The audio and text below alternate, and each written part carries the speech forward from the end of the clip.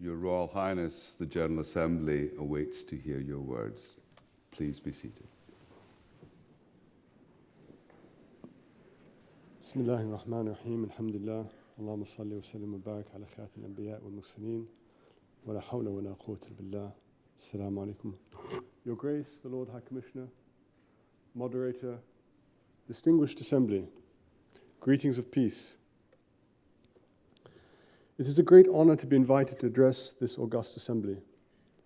Let me start by saying and by condemning in the strongest possible terms, in my name and in the name of His Majesty King Abdullah II of Jordan, these latest terrorist attacks on innocent young people. We ourselves have suffered many of these and are grieved to see them come to this country. And we are particularly appalled to see them pretend to represent our own religion. Obviously, they do not. And I believe they will find, as others before them have found, that this country is made of sterner stuff than they might ever imagine. Then let me say I am mindful of the Church's principled stances on causes around the world, particularly the cause of justice in Palestine. There are well-known historical, personal, and family ties between my family, my country, Jordan, and the United Kingdom, and Scotland in particular. As you will perhaps know, His Majesty King Abdullah II's late maternal grandfather, Colonel Gardner, was of Scottish descent and was a distinguished World War II veteran. My late uncle, His Majesty King Hussein, used to love to come here, and I myself was privileged a few years ago to accompany His Majesty King Abdullah II on a private holiday driving through the western part of Scotland. We saw many sights of indescribable beauty that I will never forget. And on at least one occasion, I distinctly recall that we even saw the sun.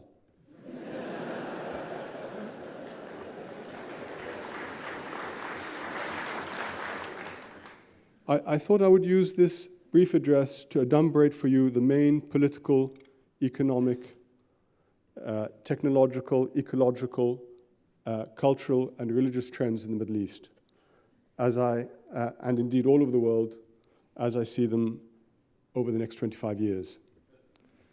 This view from Jordan is not, however, necessarily Jordan's view, nor even His Majesty's, but mainly my own personal one, and I'm solely responsible. Obviously, only God knows the future, and in one way, the concept of human beings trying to predict the future is ridiculous. But in another way, it can serve as a salutary warning about the seeds that are being sown today. So by way of warning, I'm calling this little talk, What Lies Lurking? The talk follows from a recent one I gave, arguing that the overall trend of the last 25 years can be summarized by two things. First, a more rapid acceleration of technology that has changed the world more in the last 200 years than in the previous 200,000.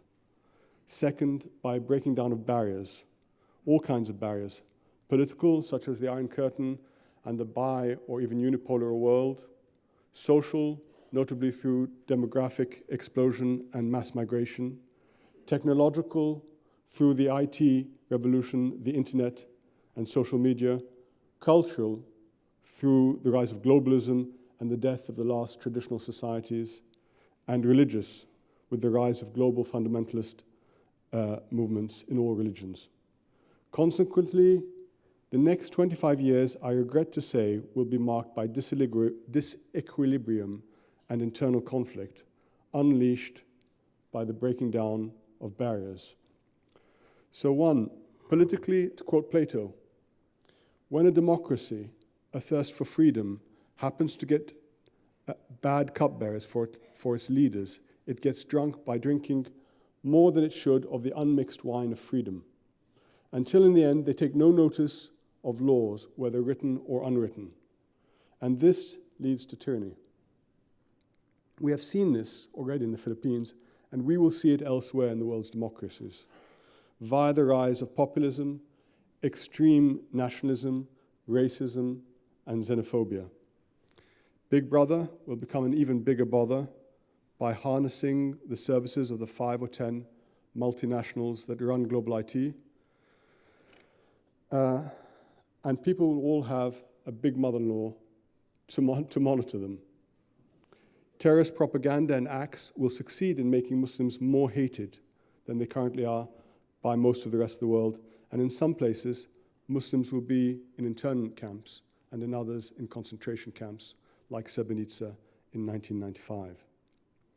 In some Muslim-majority countries, terrorism will succeed in intimidating minorities so that mass migrations will eventually separate religious populations, just as they did in Greece and Turkey after World War I or in India after partition.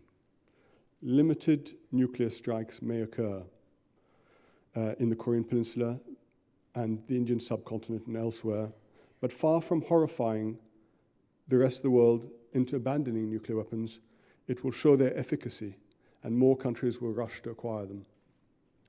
We will publicly have a grotesque version of the long-awaited Huntingtonian clash of uncivilizations, as I call it, behaving almost exactly as predicted by Orwell's 1984.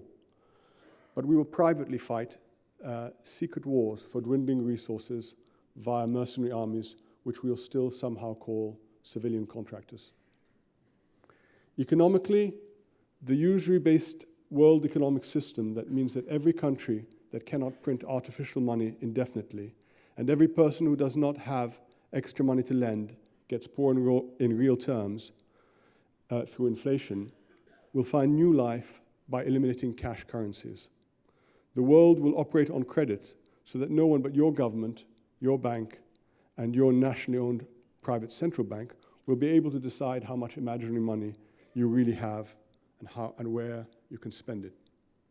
Capitalism and its sister consumerism will continue to be celebrated for lifting people out of poverty until all the world's real wealth and resources have been totally depleted and the environment has completely collapsed. Technologically, we will see the rise of robots, artificial intelligence, drones, body-compatible technology, neural lace, and brain-to-brain or brain-to-computer technology, and individual flight packs or suits or seats. So having banished all the angels from the sky and shot all the birds, we will now be able to fly ourselves, mainly so we can shoot each other as well. We will continue to cure diseases at the rate of 1 for every 2 our scientific tinkering creates, and rich people will be able to have their heads transferred onto other people's bodies, so that like zombies, they will not die until they run out of money. People will go to Mars and discover some interesting rocks. But elsewhere, science will discover what we have always all known, namely that the whole universe is teeming with life, except our own hearts. Ecologically, the environment will collapse, and is already.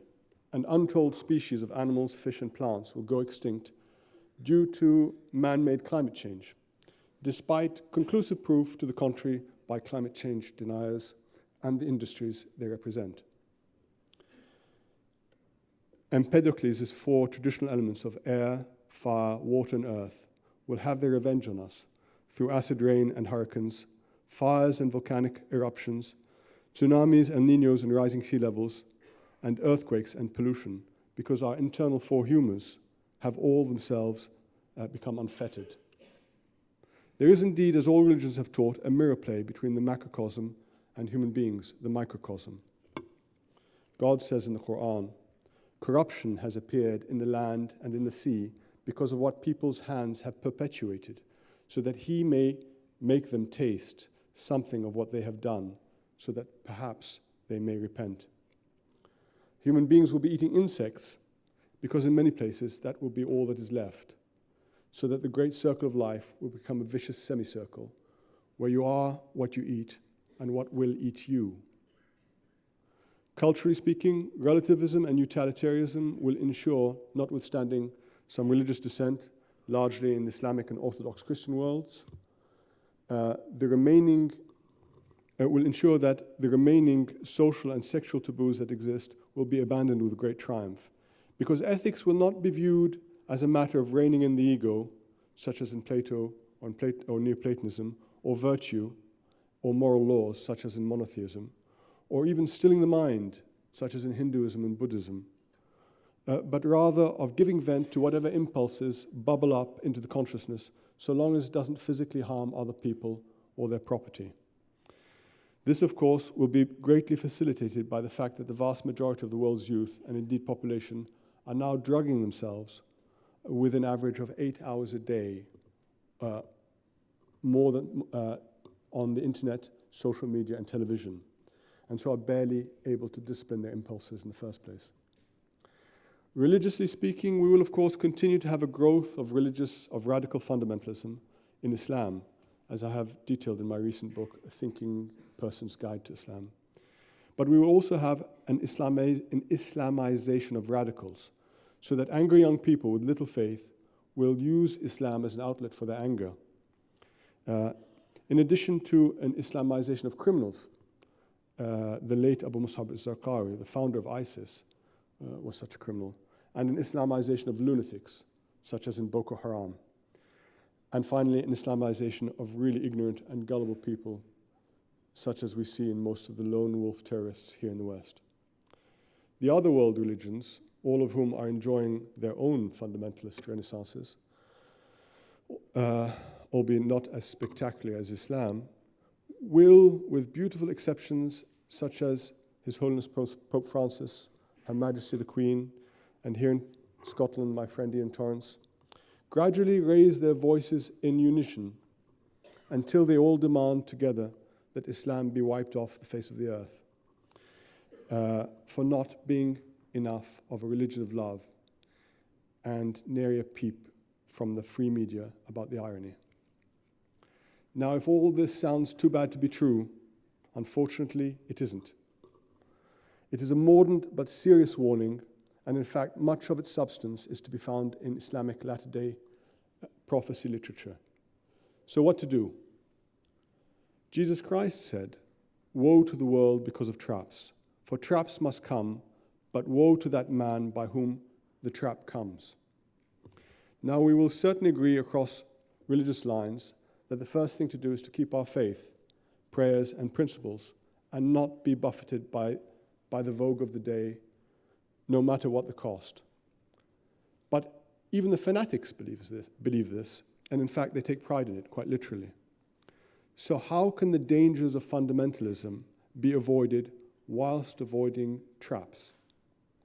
The best way, traditionally, to broaden one's horizons was to do so literally, i.e. through travel, with its dangers, difficulties, wonders, and exposure to different peoples and ways. God says in the Quran, "Have they not traveled in the land so that they may have hearts with which to comprehend or eyes with which to hear? Indeed, it is not the eyes that turn blind, but it is the hearts that turn blind within the breasts." Now, however, since it is ban voyage for Muslims and travel will scarcely be feasible, there remains only one option, and it is this: that people should put down their mobile phones and turn off the net and the TV and spend an hour every day in silent, solitary, systematic reading. Indeed, the very first word revealed of the Quran was read. And in fact, though you wouldn't know it now to look at Muslims today, traditional Islamic civilization, having no clergy or clerical institutions or castes as such, was based entirely on the written word. First, God's word, the Quran, then the Prophet Muhammad's words, sallallahu alaihi wasallam, then all beneficial knowledge. Now in this country, many of the world's classics of spirituality, philosophy, science, and literature are available in attractive, accurate, and affordable editions. And this, along with higher education, is still one of the things that Britain does better, I dare say, than anywhere else in the world. So a commitment to self-motivated, broad, lifelong reading, not only religious reading, but learning that makes the pupil like and dislike what he ought, which Aristotle says is the aim of education, at the expense of internet time is the best way to broaden and enrich our souls and perhaps save our futures. For in reading, in beneficial knowledge, in wisdom, there may also lie lurking the solution to many of our other problems.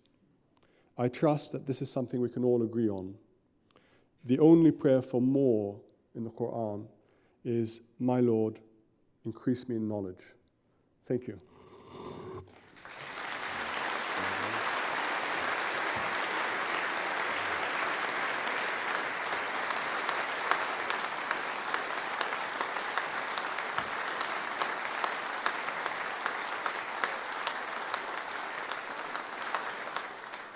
Your Royal Highness, we are greatly honored that you should come here and speak.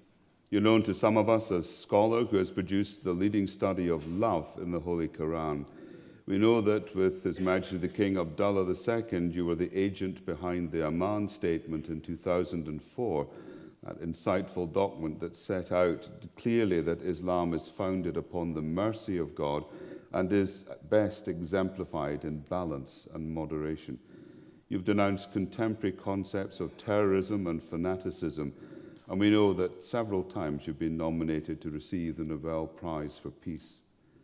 In 2007, you were a leading mover behind the fundamentally important document, A Common Word Between Us and You, which you addressed to Christian leaders across the world and maintained that Muslims and Christians may stand together on the basis of our common commitment to love God and love our neighbour. Your king and your country have shown quite extraordinary hospitality and generosity to millions of displaced people by the war currently going on in your own backyard. Your generosity is testimony to your faith in God, and your country puts our country to shame. You and your king have also been supportive of the plight of Arab Christians, and that it is you who has opened the site of the baptism of Jesus to pilgrims along the River Jordan. You are most welcome at our General Assembly as peacemaker, reconciler, scholar, man of prayer, and a leader of great courage. We give you our thanks and ask you if you could pass our thanks and deep appreciation to your King for all that he has done for refugees. I have two small gifts for you. One is a history of the Church of Scotland by Finlay MacDonald, one of our former moderators. And you mentioned the fleeting appearance of the sun in the skies above us here. So courtesy of the Guild, I have two tartan scarves that you can wrap around your person when you go out.